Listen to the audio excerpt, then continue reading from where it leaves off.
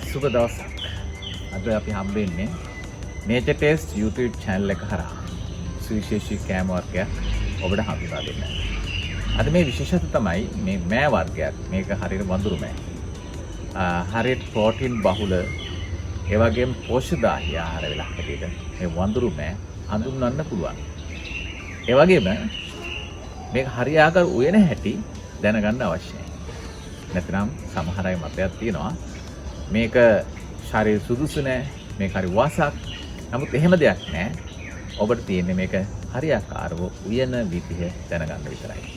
එහෙනම් අපි පටන් ගන්න සූදානම් වෙමු. මේ තියෙන්නේ වඳුරු මෑ ටිකක් මෝරපු වඳුරු මෑ ඉතක්. මේක හරියට කරලා ගත්තොත් මේ සියඹලා කරලා සමානයි.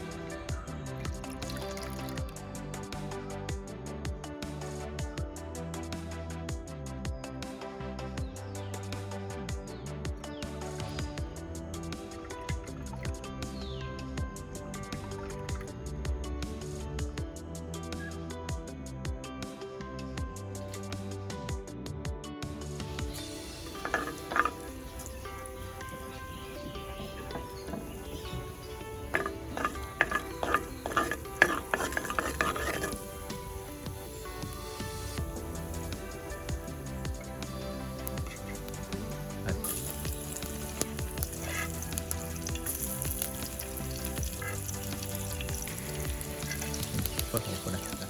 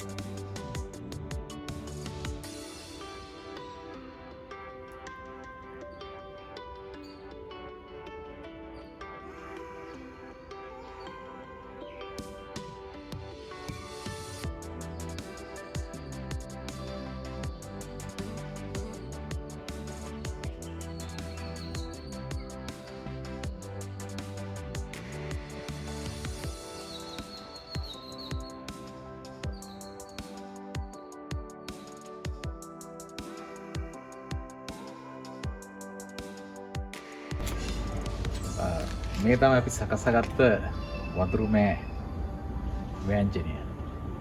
හරිම ස්වත්. මේක ඇත්තටම රස බැලුවොත්